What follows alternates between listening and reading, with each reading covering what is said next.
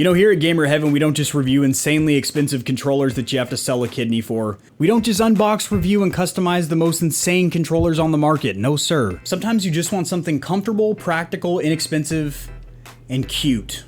Yeah, I said it. Adorable. Precious. It's a panda. Look at his ears. They're the bumpers and triggers. Puts a smile on my gamer face. I'll tell you that.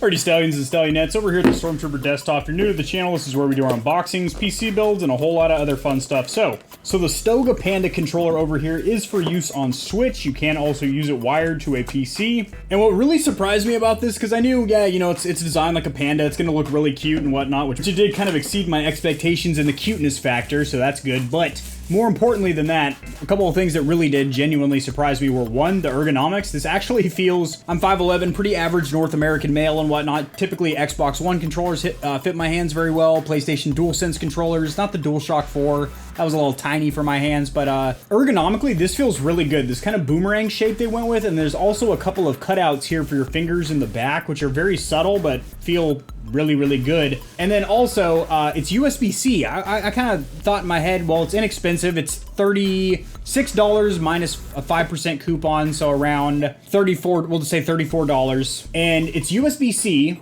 which is very nice. I will say though, in my testing, I have yet to actually drain one of these boys completely, so that's pretty sweet.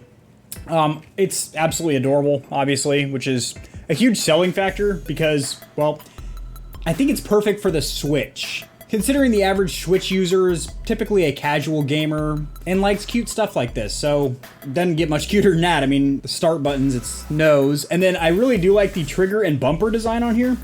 It's kind of curved, or it's kind of curved like a half pipe for you skateboarders out there.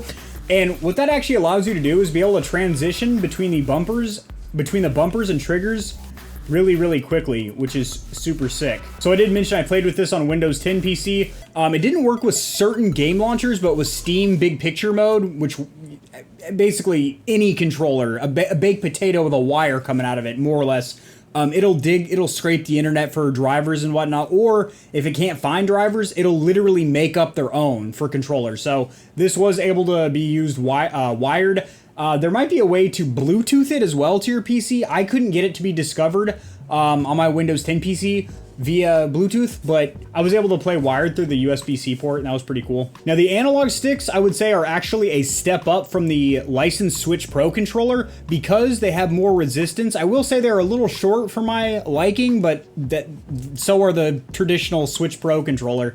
I have tested other third-party companies out there, like paddle controllers for the Switch and whatnot, and these feel on par with them. They do have a nice rubberized grip that I think feels really good on the fingertips and also provides a good amount of grip, but they are short, so what you're probably going to want to do is chuck on a set of Control Freaks or any generic thumbstick cap. Bumpers and triggers have a good resistance. Face buttons are nice and tactile, very clicky. They're not mechanical or anything. It's still a membrane design. If you were to disassemble this, you'll see a rubber plunger system in there, as they are membrane, but they are very, very tactile and clicky. They are very small though, so if you do have large hands or whatever, you might accidentally hit, you know, multiple buttons at once. Like if I try to purposely, I can cover all 4 of the buttons with my thumb at once, which can be kind of a good thing. If you do play a lot of beat 'em ups or fighting games, you can, you know, rip off a lot of combos and whatnot just by rolling your hand across the face buttons. Yeah, overall though, I was very impressed by the ergonomics. I thought that it would be a little bit uncomfortable being a rather small controller,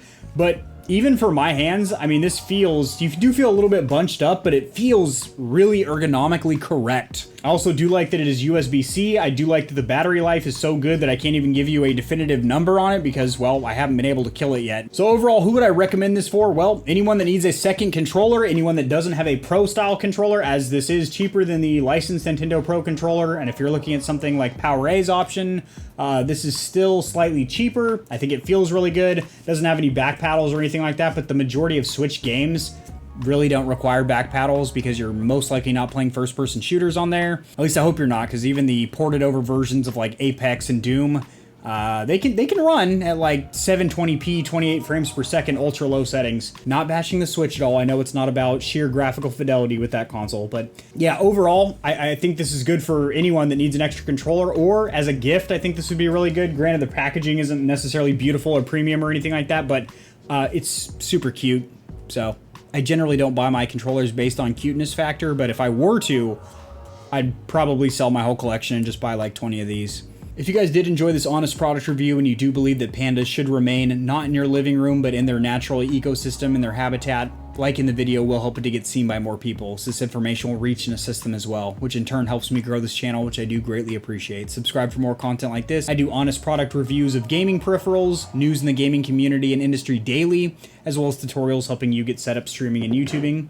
And I will see you tomorrow, because I upload daily.